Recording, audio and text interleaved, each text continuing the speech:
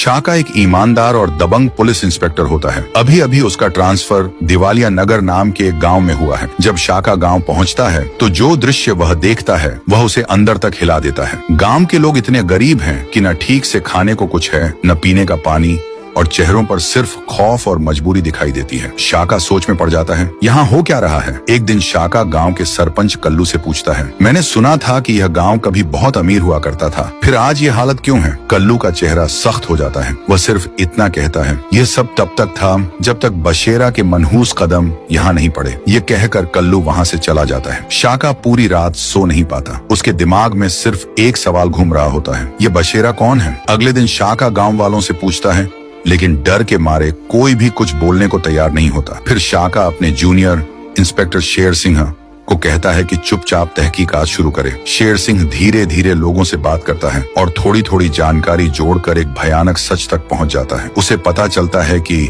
बशेरा का एक छुपा हुआ अड्डा है, एक फैक्ट्री है जहां गन्स की स्मगलिंग होती है। वह हर हफ्ते गांव वालों से जबरदस्ती कमाई ले जाता है। गांव का पानी भी उसने फैक्ट्री के जहरीले कचरे से खराब कर दिया है। ये सब सुनकर शेर सिंह हैरान रह जाता है और तुरंत जाकर शाका को सारी बात बता देता है। शाका का खून खौल उठता है। वह सोचता है, ये कैसे हो सकता है कि इतना जुल्म हो और कोई आवाज भी न उठाए। शाका फिर से सरपंच कल्लू के पास जाता है और गवाही देने को कहता है, लेकिन कल्लू घबराकर कहता है, तुमसे पहले भी एक इंस्पेक्टर यहाँ आया था, आज तक पता नहीं चला कि वह जिंदा है या नहीं। अगर अपनी जान प्यारी है तो यहाँ से चला जाओ। ये सुनकर शाका समझ जाता है कि यह मामला साधारण नहीं, ये जंग है। अब शाका एक खामोश और खतरनाक योजना बनाने लगता है। सवाल ये है दोस्तों, क्या इंस्पेक्टर शाका दिवालिया नगर को बचा पाएगा। वह इंस्पेक्टर जो पहले यहाँ आया था वह कहाँ गया। क्या बशेरा ने कुछ किया। देखिए अगला भाग।